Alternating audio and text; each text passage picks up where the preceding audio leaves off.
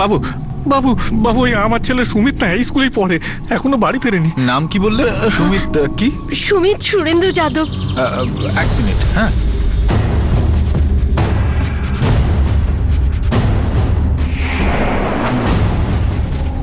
সুমিত যাদব, সুমিত যাদব, সুমিত যাদব।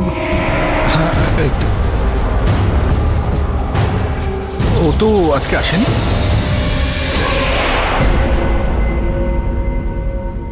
10 বছরের সুমিত যাদব বাড়ি থেকে স্কুলে যাওয়ার জন্য বেরিয়েছিল,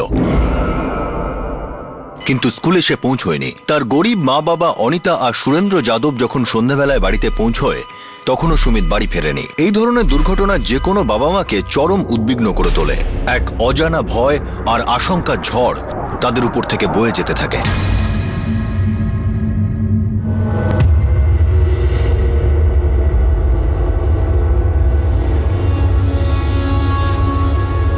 কারোর সাথে কোনো শত্রুতা? গরিবের সব থেকে বড় শত্রু তো গরিবই সাহেব। স্যার, আমার ছেলে খুব নিরীহ, আর ওর কোনো খারাপ অভ্যেস নেই, বাজে ছেলের সঙ্গে মেশেও না। সাহেব, আমরা দুজনে বেগার খাটি, তাই তাড়াতাড়ি বাড়ি থেকে বেরোতে হয়। সুমিত নিজেই নিজের সময় মতো স্কুলে চলে যায় সাহেব, আর যখন সন্ধ্যায় বাড়ি ফিরি তখনও বাড়িতেই থাকে।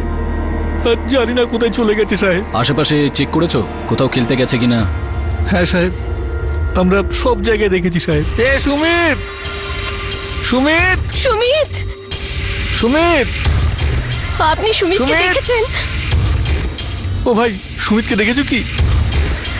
সুমিত, এ সুমিত, সুমিত, সুমিত, এ সুমিত, কাকা, কাকা, সুমিতকে দেখেছো? সুমিত, সুমিত, এ সুমিত! ওকে কোথাও পাইনি সাহেব। তারপর আমরা ওর স্কুলে যাই সাহেব। সুমিত সুরেন্দ্র যাদব। ও তো আজকে আসেনি। স্যার, আপনি আমার ছেলেকে তাড়াতাড়ি খুঁজে দিন স্যার। দেখুন, আমি মিসিং কমপ্লেন্ট লিখে নিয়েছি, আমরা খোঁজার যথাসাধ্য চেষ্টা করব। কিছু তো মুখে দাও। জানি না আমার ছেলেটা আজকে কিছু খেয়েছে নাকি। আসো ওখানে, আসো ওখানে।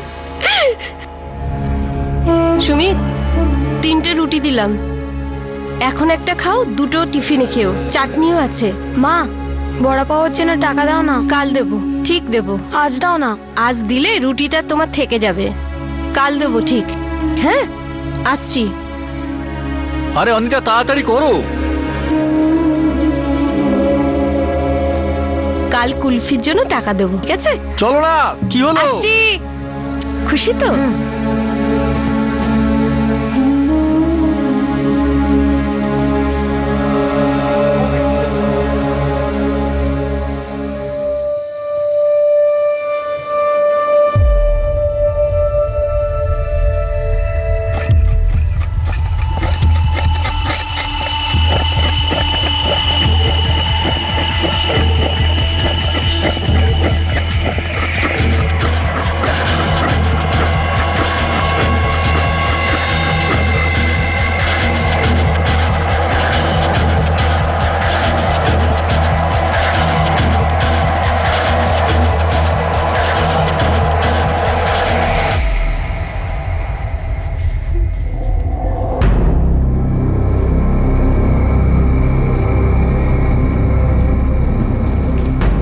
সাহেব, সুমিতের কিছু খোঁজ খবর পাওয়া গেল? চেষ্টা চলছে, আপনারা বাড়ি যান, যখনই বাচ্চাটার খোঁজ পাবো আপনাদেরকে জানিয়ে দেবো। আপনার নাম্বার আছে আমার কাছে, ঠিক আছে?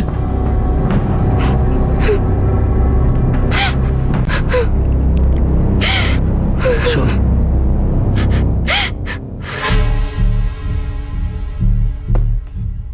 পাক্কা এর সাথে কারো কোনো শত্রুতা নেই বস্তিতে আশেপাশে? না স্যার, সবাইকে জিজ্ঞেস করেছি, দুজনেই কাজ নিয়ে ব্যস্ত থাকে আর খুব সৎভাবে কাজ করে স্যার। স্যার, এই সুরেন্দ্র ড্রিঙ্ক করে না, জুয়া খেলে না, আর কেউ এর কাছে একটা টাকাও পায় না। এটা কিডন্যাপিং এর কেস তো হতেই পারে না, কারণ এরা মুক্তির জন্য কিছু দাবিই করেনি। স্যার, মানে নিশ্চয়ই কেউ একে নিজের লাভের জন্য ব্যবহার করেছে, কিন্তু কে?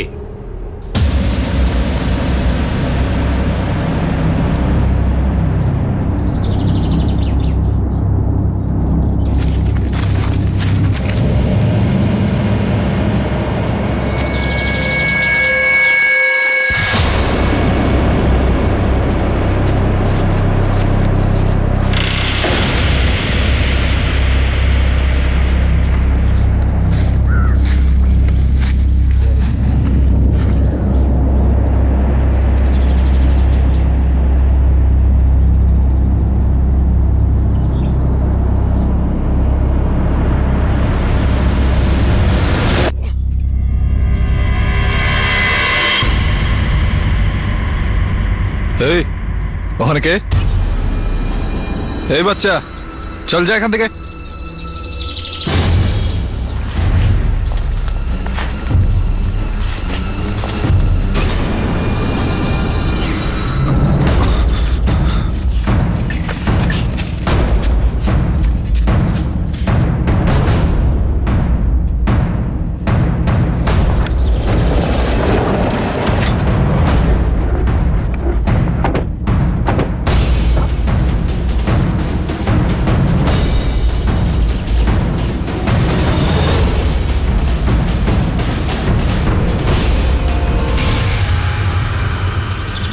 আচ্ছা, একটু দেখো তো এটাই কি সেই বাচ্চা নাকি, সুমিত যাদব? স্যার,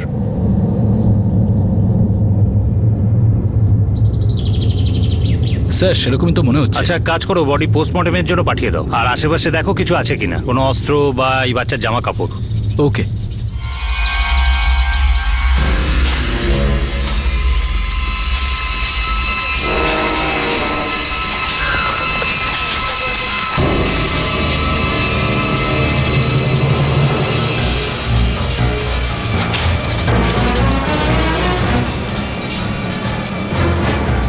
কি করো?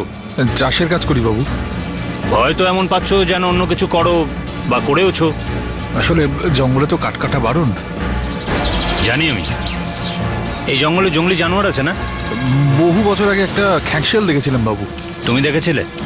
না বাবু, আমি দেখিনি, আমি শুধু এই শুনেছি। বাচ্চাটার ব্যাপারে যদি কিছু শোনো আমাদেরও শোনাবে। শোনাবে তো? হ্যাঁ বাবু।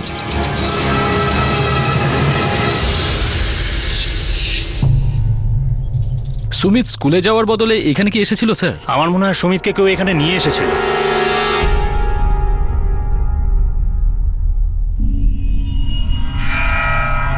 স্যার বডি দেখে মনে হচ্ছে বডি পার্টস মিসিং। কোনো জঙ্গলি জন্তু খেয়ে ফেলেছে। না, আমার মনে হয় না কোনো জঙ্গলি জন্তু খেয়েছে, কারণ জন্তু ভিকটিমের জামা কাপড় খুলে খায় না, আর ওকে ওইভাবে গাছের নিচে বসিয়েও দেয় না। আর বডি স্পেসিফিক পার্টসও মিসিং, মনে হচ্ছে যেন কেউ বের করে নিয়েছে। আপনার অনুমান একদম সত্য। এই বাচ্চাটার মৃত্যু শ্বাসরোধ করে হয়েছে, তাও কোনো মানুষের হাতে। ডক্টর, বডিটা যখন আমরা পেলাম তখন আমাদের মনে হলো বডির বেশ কয়েকটা পার্টস মিসিং। হ্যাঁ, কোনো যন্ত্রের সাহায্যে শরীর থেকে বার করে নেওয়া হয়েছে। তাহলে জানোয়ারের এই ব্যাপারটা আমরা বাদ দিতেই পারি। অবশ্যই, কারণ এটা কোনো জন্তুর কাজ নয়। কোনো জন্তু বেছে শরীরের অংশ খায় না, আর এই বাচ্চাটার শরীরে কোনো জন্তুর দাঁত বা নখের দাগ নেই। এটা কি অর্গান ট্রাফিকিং এর কেস হতে পারে? আপনি বলতে চাইছেন অর্গান ট্রান্সপ্লান্ট? এতগুলো অর্গান একসঙ্গে? স্যার, এটা তো কোনো সুপার স্পেশালিটি হসপিটালেই হতে পারে। আর স্যার, দেখা যাচ্ছে এই বাচ্চাটার শরীরে সার্জিক্যাল অপারেশন করার মতো কোনো দাগও নেই। মনে হচ্ছে এই অর্গানগুলো চাকু বা চপার দিয়ে কেটে বার করা হয়েছে। এবার আমার অল্প অল্প কিছু নজরে আসছে। এ ডাল মে জরুরত সে কোই জ্যাদাই কালা হ্যায়।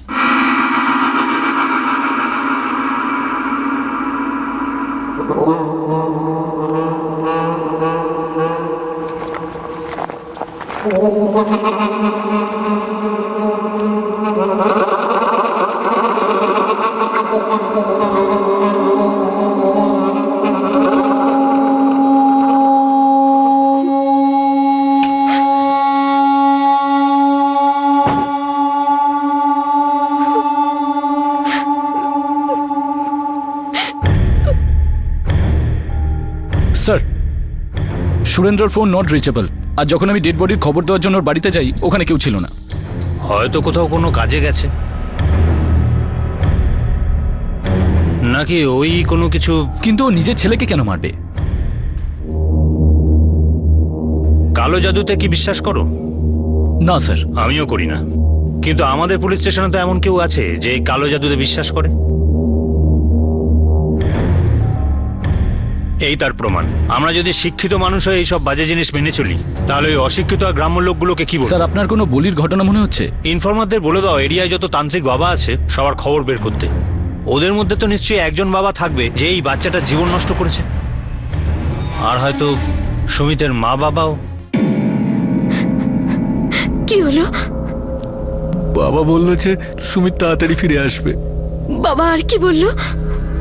একটু রেগেছিলেন।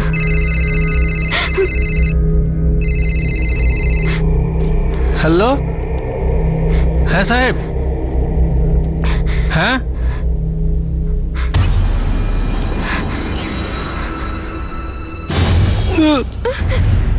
কি হয়েছে? কি হয়েছে? অনিতা, পুলিশ একটা লাশ খুঁজে পেয়েছে, বাচ্চার। আমাদের ডেকে পাঠিয়েছে। ওইটা অন্য কারো লাশ হবে।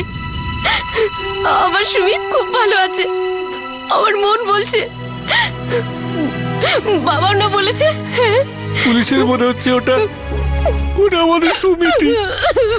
সুমিতি আমাদের। Sumit,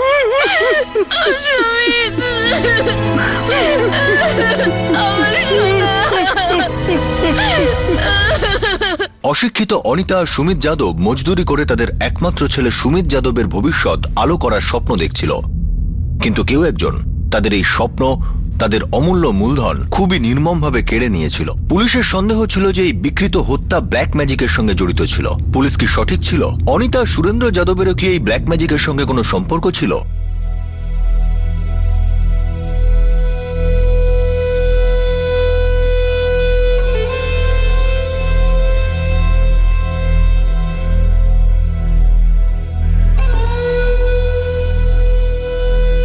Fear is the main source of superstition and one of the main source of royalty. To conquer, fear is the beginning of wisdom.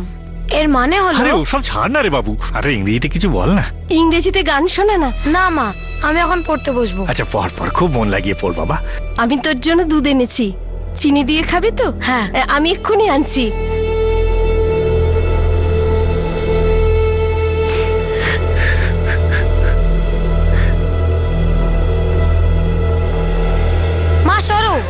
মা সরো, এখন পড়তে দাও না। খুব ভালো করে পড় বাবা, খুব ভালো করে পড়।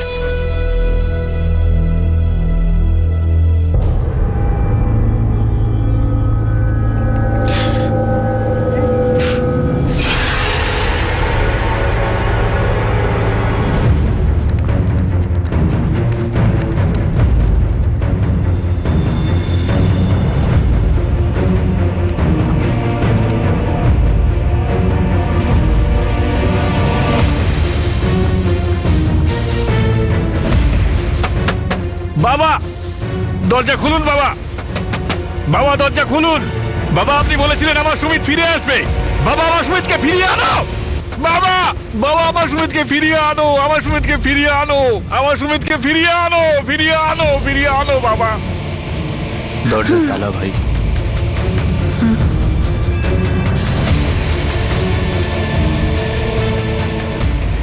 বাবা,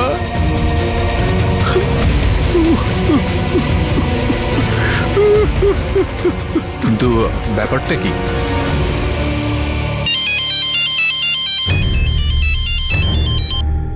হ্যাঁ বল সন্তোষ। আপনার সন্দেহটা একদম ঠিক স্যার। এরা দুজন কোনো এক তান্ত্রিক বাবার ভক্ত। সুরেন্দ্র যাদবকে আমি এইমাত্র বাড়ি পৌঁছে দিয়ে আসছি। ওদের স্বামী স্ত্রীকে এখন বাড়িতেই পেয়ে যাবেন। কোন তান্ত্রিক বাবা? এই গ্রামের পেছনের জঙ্গলে সেরকমই এক বাবার আড্ডা আছে স্যার। এসব জাদুটোনা করার ব্যাপারে হেব্বি নাম ডাক স্যার। ঠিক আছে স্যার, এই সুরেন্দ্র যাদব কোনো বাবা গোফরানের ভক্ত। শ্মশান থেকে সোজা ওখানে গেছে। বাবা গোফরান? আচ্ছা, একটা কাজ করো, আমি গিয়ে সুরেন্দ্র যাদবের সাথে দেখা করছি, তুমি গিয়ে বাবা গোফরানের সাথে দেখা করো, আর ভালো করে কথা বলবে। তারপর পুলিশ স্টেশনে নিয়ে আসবে, আমিও দেখা করব। স্যার,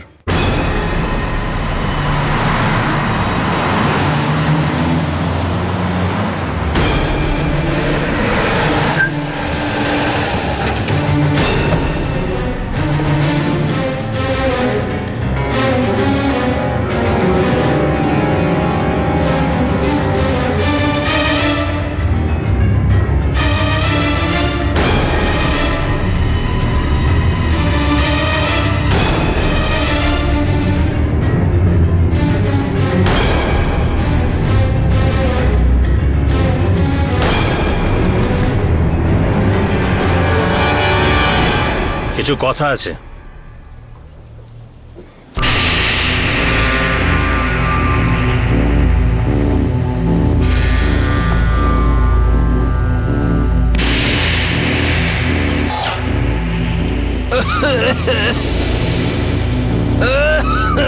বস, আস্তে আস্তে। জল খাবি?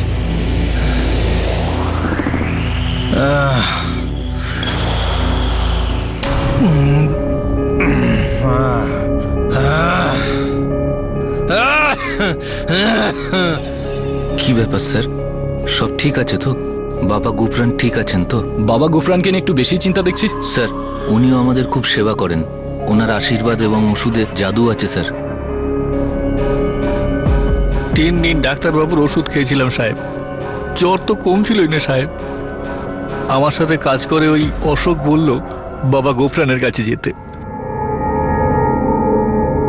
বাবা গোফরান শুধু কি পুরুষেরই চিকিৎসা করে, মহিলাদের করে না? করে তো, কিন্তু তাদের সাথে কখনো দেখা করে না। বাবা মহিলাদের সামনে যান না, সমস্যাটা বললেই উনি ওষুধ দিয়ে দেন।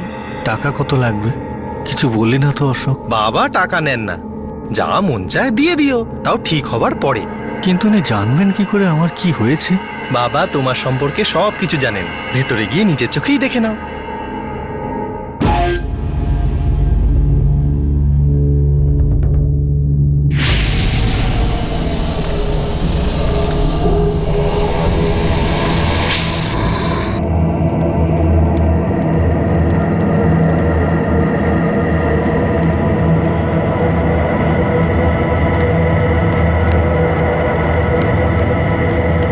দিন ধরে কাজে যাওনি, দিন মজুরি করো? হ্যাঁ বাবা। ডাক্তারের ওষুধও তোমার কাজে লাগেনি, কারণ এই অসুখটা অন্য কারো। বুঝলাম না বাবা। তোমার ভালো সময় দেখে কারো হিংসে হয়েছে, কারণ হিংসের থেকে বড় অসুখ এই পৃথিবীতে আর কিছু নেই। কিন্তু চিন্তা করো না, এই নাও, এটাকে তুমি তোমার বাড়ির দরজাতে ঝুলিয়ে দেবে। আর এই ডিমটাকে তুমি খেয়ে নেবে। 12 ঘন্টার মধ্যেই তোমার এই রোগ একদম সেরে যাবে, আর জ্বরও।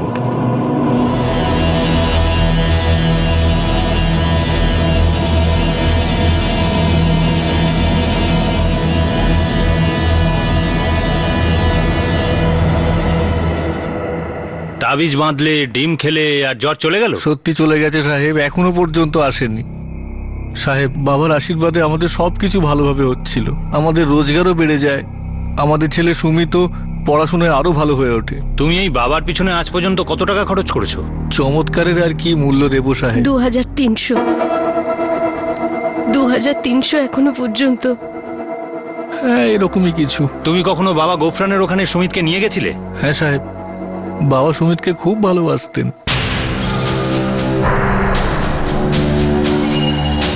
বাবা, আমার ছেলে সুমিত। বাবা সুমিত, আমার কাছে এসো, আমার পাশে এসে বসো। যাও বাবা, উনি বাবা খুব ভালোবাসেন। যাও বাবা, যাও।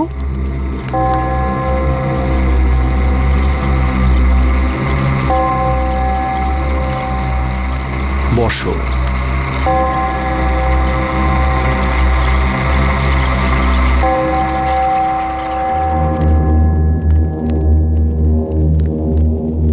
সুরেন্দ্র যাদব, তোমার ছেলের মধ্যে একটা বিশেষ কিছু তো আছে।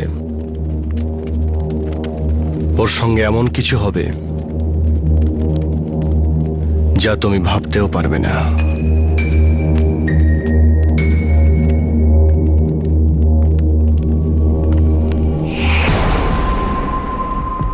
যাও বাবা, ভালো থাকো।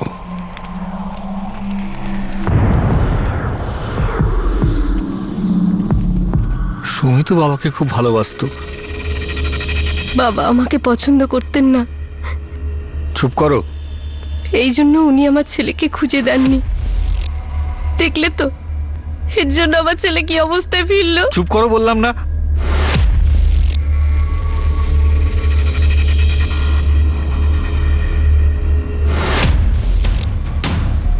এই বাবার সাথে শেষ কবে দেখা করেছো? আজ গিয়েছিলাম সাহেব, কিন্তু বাবার দেখা পাইনি। আর শেষ কথা কবে হয়েছে? কাল। আপনাদের সঙ্গে দেখা করার পর আমি বাবার সাথে দেখা করতে যাই।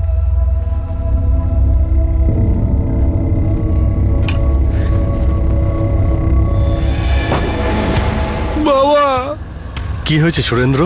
বাবা, আমার ছেলে সুমিত বাবা, আপনার ছেলে সুমিত বাবা, কাল থেকে পাওয়া যাচ্ছে না। সারা রাত বাড়ি ফেরেনি বাবা। বাবা, ওকে বাঁচাও বাবা, যেরকম ভাবে ওকে ফিরিয়ে আনো বাবা। বাবা। ওঠো যাদব, ওঠো। আমি এক্ষুনি তোমার ছেলেকে খুঁজে দিচ্ছি।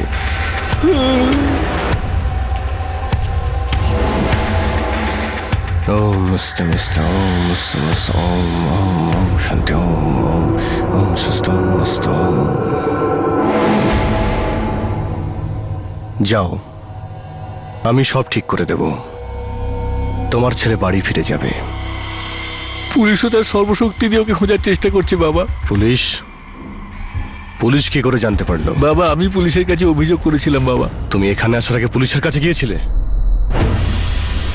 তো যাও, তুমি পুলিশকে গিয়ে বলো তোমার ছেলেকে খুঁজে বের করতে। আমার কাছে কি করতে এসেছো? ভুল হয়ে গেছে বাবা, ভুল তোমার হয়ে গেছে টাকা বাবা। তোমার এখান থেকে বেরিয়ে যাও। বাবা ক্ষমা করে দাও বাবা, ভুল হয়ে গেছে বাবা। আমার ছেলের মাথার থেকে হাত সরিয়ে নিও না বাবা। বাবা ওকে বাঁচাও বাবা। ঠিক আছে, ওঠো। কিন্তু একটা কথা মনে রাখবে, এরপর যেন এরকম ভুল না হয়।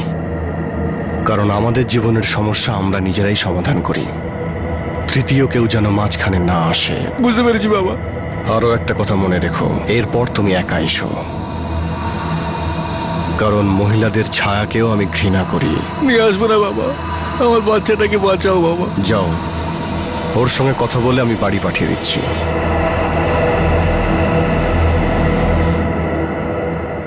আজ শ্মশান থেকে সোজা বাবার কুটিরেই গিয়েছিলাম, কিন্তু ওখানে তালা লাগানো ছিল সাহেব। জানি না বাবা কোথায় গেছেন। কোনো মোবাইল নাম্বার আছে? না সাহেব। অন্য কোনো ঠিকানা?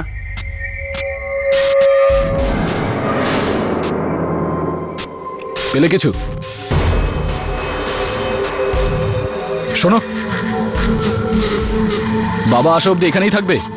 হ্যাঁ স্যার, আমাদের পুরো বিশ্বাস আছে বাবা আসবেন। উনি বলেছেন যখন, নিশ্চয়ই আসবেন। দেখো, আমার মনে হয় না তোমার বাবা এখানে আসবে বলে। একটা কাজ করো, আমাদের সঙ্গে চলো। সরকারি হসপিটাল রাস্তাতেই আছে, ছেড়ে দেবো। ওর অবস্থা খুব খারাপ মনে হচ্ছে। আপনি যান স্যার, আমরা থাকবো এখানে। বাবা আসবেন, আমার ভাইকে ঠিক করবেন। ওনার হাতে অনেক জাদু আছে। কে ছিল এই বাবা গুফরান? এটা কি সত্যি বলির কেস ছিল? আর এই বলির পিছনে কি সত্যি বাবা গুফরানের হাত ছিল, নাকি এই কেসের সত্যিটা অন্য কিছু ছিল? হয়তো এই সমস্ত প্রশ্নের উত্তর বাবা গুফরানি দিতে পারত, কিন্তু বাবা গুফরানি কি নিজেই একটা প্রশ্ন ছিল যার উত্তর লুকিয়েছিল অতীতে? স্যার, এই বাবা গোপরানের বাড়িতে গেছিলাম, ওখানে তালা লাগানো। কেউ বলতেই পারছে না ও কোথায় গেছে। দেখো, আমার বিশ্বাসই হচ্ছে না। আমরা এই বাবারা আর তার গরিব অশিক্ষিত ভক্তরা একই দুনিয়ায় একই সাথে বাস করছি। অন্ধবিশ্বাসেরও একটা সীমা থাকে। স্যার, এই পড়াশোনা জানা ধনী লোকও তো কত কিছু বিশ্বাস করে। মানে, কিন্তু এই মানুষগুলোকে পুরোপুরি বশ করে নেয়, কাঠপুতলির মতো। এই জাদুটোনা একটা নেশার জিনিসের মতো। সমস্ত ছোট ছোট জিনিসেই এর সাহায্য নেওয়া হয়। স্যার, আপনার মনে হয় এই গোফরান এই মার্ডারের পেছনে রয়েছে? মানে যতদূর আমি খোঁজ নিয়েছি, এর অনেক ভক্ত আছে, ভালো টাকা পয়সা ইনকাম করে স্যার। দেখো, যেসব লোক অন্যদের অন্ধবিশ্বাসের শিকার বানায়, তারা নিজেরাও তো ওই বিশ্বাসের শিকার হতে পারে। স্যার, আমি সন্তোষ, ভেতরে আসবো? চলে এসো সন্তোষ। নমস্কার স্যার। স্যার, এই গোফরান বাবার ব্যাপারে এটুকুই খবর পেয়েছি যে এই লোকটার আসল নাম হলো ইয়াকুব শেখ। আর 4 বছর আগে ও কাসলা বাড়িতে থাকতো নিজের বাবা, মা, ভাই, বোন, বউ বাচ্চাদের সঙ্গে। কাজ কি করতো? স্যার, ও অটোরিকশা চালাতো। তারপর 4 বছর আগেই ও সবার থেকে আলাদা হয়ে যায় আর নিজের বউ বাচ্চাকে নিয়ে ইউগানপুরে থাকতে শুরু করে। এটা হচ্ছে ওর সেখানকার ঠিকানা। ঠিক আছে, তুমি গাড়ি বার করো। ইউগানপুর।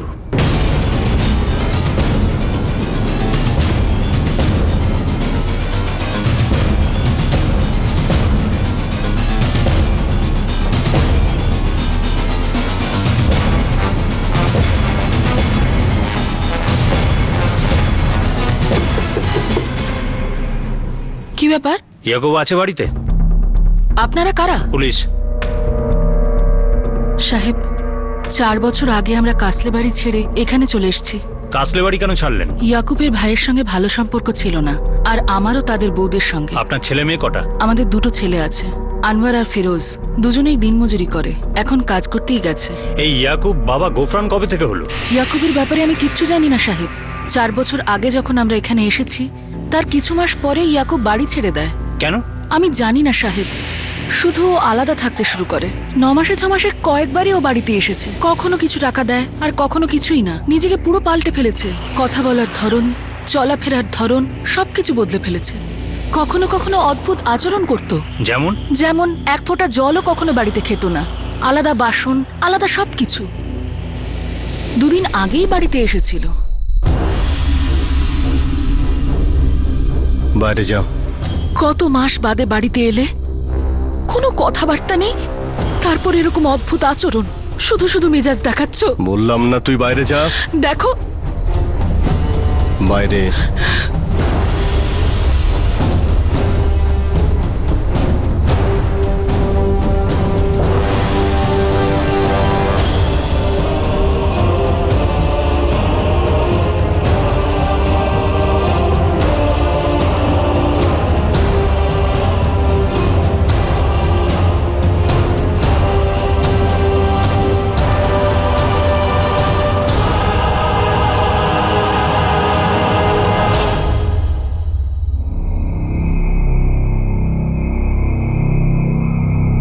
ফিরোজ আর আনোয়ার কখন আসবে? ওরা আসবে না, ওরা ওদের বন্ধুদের বাড়ি ঘুমোতে গেছে। চলো ওঠ, তোর জায়গায় যা। আমি তোকে বলেছিলাম না তুই আমার কাছে আসবি না? আসলে তোমার কি হয়েছে? তুমি আমার থেকে দূরে চলে যাচ্ছ কেন? আমি অনেক কষ্ট করে তালিম নিচ্ছি। আমি একজন অনেক বড় তান্ত্রিক হতে যাচ্ছি, আর এই তালিম নেওয়ার সময় তুই যদি আমার কাছে আসিস তাহলে সব অদৃশ্য হয়ে যাবে এক ঝটকাতেই। আর শুধু এটুকুই নয়, আমার জীবন ধ্বংস হয়ে যাবে। আর যতক্ষণ না আমার তালিম নেওয়া পূর্ণ হচ্ছে, আমাকে ছুবিও না।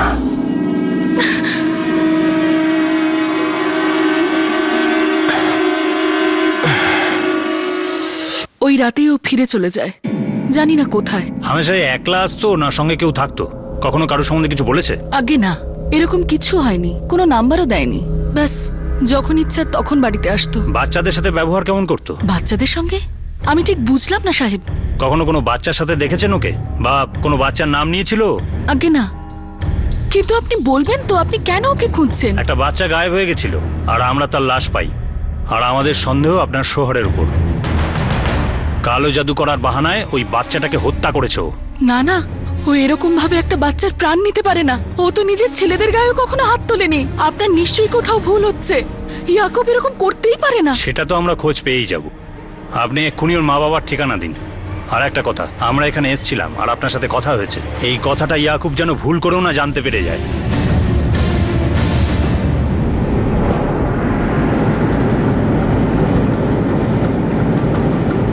এই ইয়াকুব শেখ ওরফে বাবা গোফরান কোনো তো নোংরা দুর্গন্ধের জিনিস খেত, নিজের বিবির থেকেও দূরে থাকতো।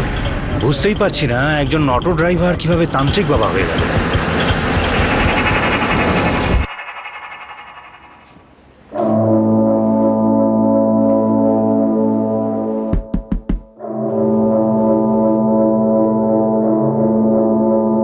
আপনি কি ইয়াকুবের আম্মি? আগে হ্যাঁ। কি হয়েছে আমার ইয়াকুবের?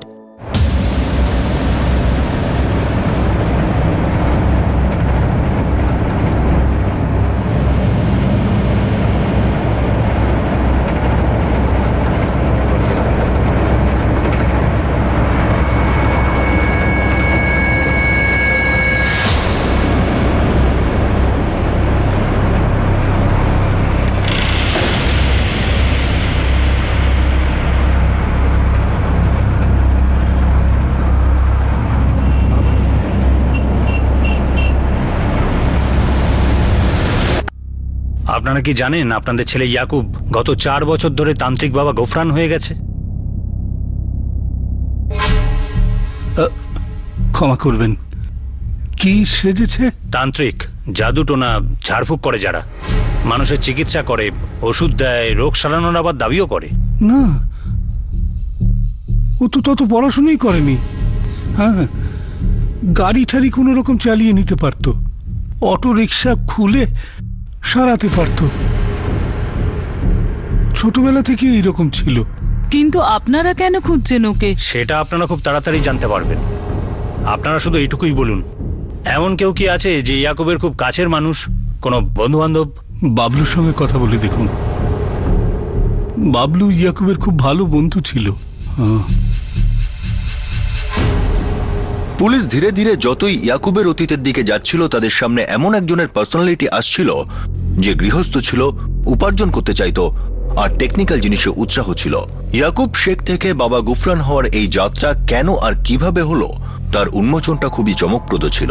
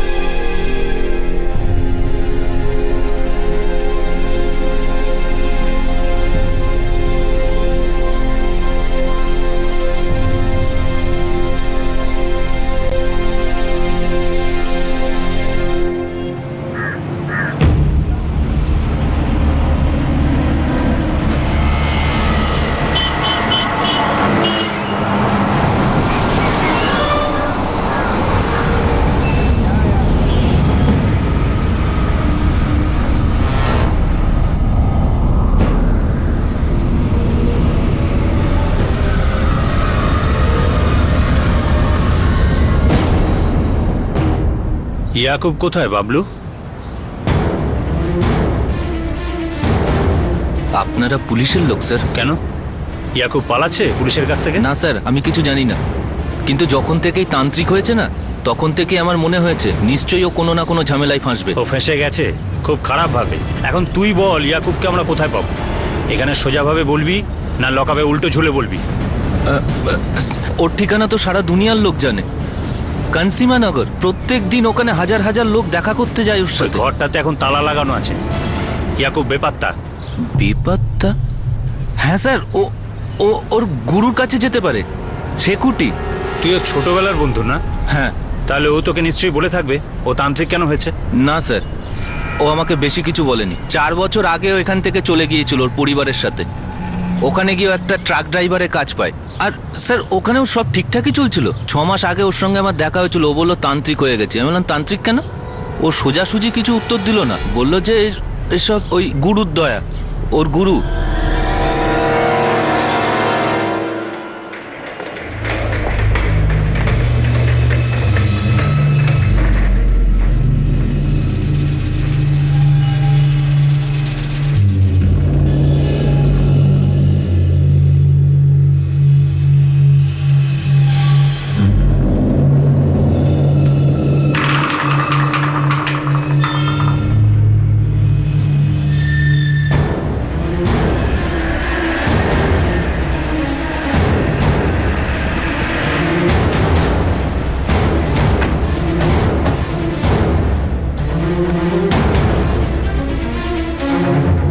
বাবা, পুলিশ। আচ্ছা বাবা, ইয়াকুবকে তালিম কি আপনি দিয়েছিলেন? আমি এটা জানতাম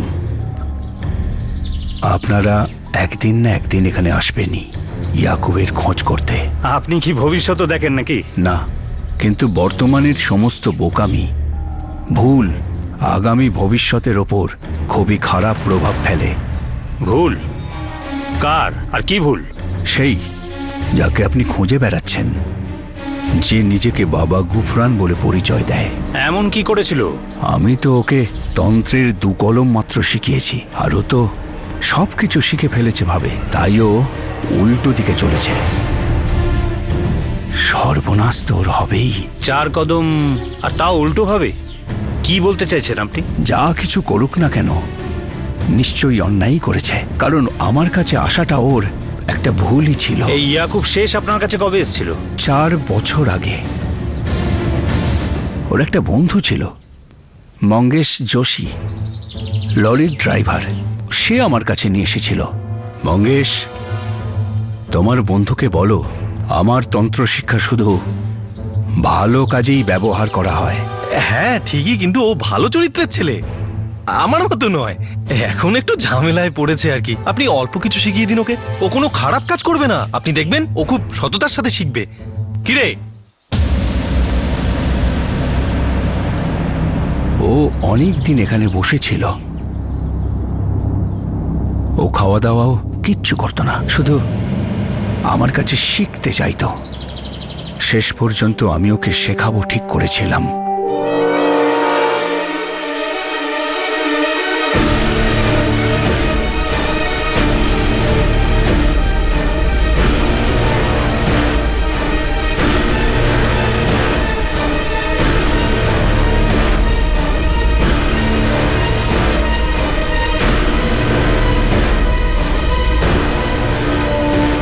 ইয়াকুব, এখন তুমি আমার শিষ্য হলে।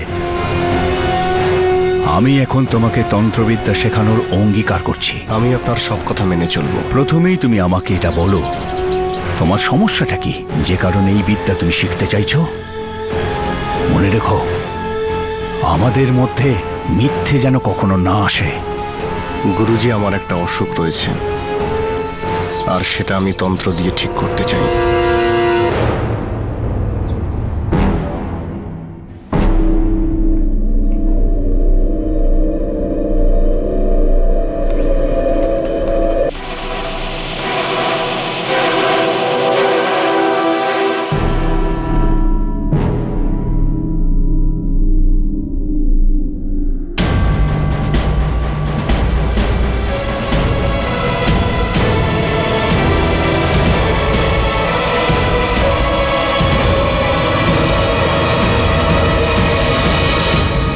10 বছরের সুমিত যাদব খুনের প্রাইম সাসপেক্ট ছিল ইয়াকুব শেখ ওরফে বাবা গুফরান, যে পুলিশের থেকে পালাচ্ছিল।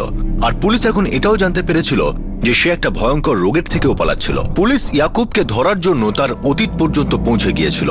ইয়াকুবের কি এমন রোগ ছিল যেটা সে তন্ত্রমন্ত্র দিয়ে ঠিক করতে চাইছিল? আগামী পর্বে আমরা আপনাদের দেখাবো এই কেসের বাকিটা, এর দ্বিতীয় তথা শেষ ভাগে। পরের দিন আমরা দেখব যে কিভাবে অজ্ঞতা আর অন্ধবিশ্বাসের কম্বিনেশন জন্ম দেয় একটা বিকৃত স্বার্থকে, যা মনুষ্যত্বের মাথাকে লজ্জায় নত করে দেয়। আপনাদের সাথে আবার দেখা হবে ক্রাইম পেট্রোল সতর্কতে। ততক্ষণ নিজের খেয়াল রাখবেন, সুরক্ষিত থাকবেন, আর মনে রাখবেন সঠিক সময় সঠিক পদক্ষেপ, সতর্ক থাকুন। জয় হিন্দ।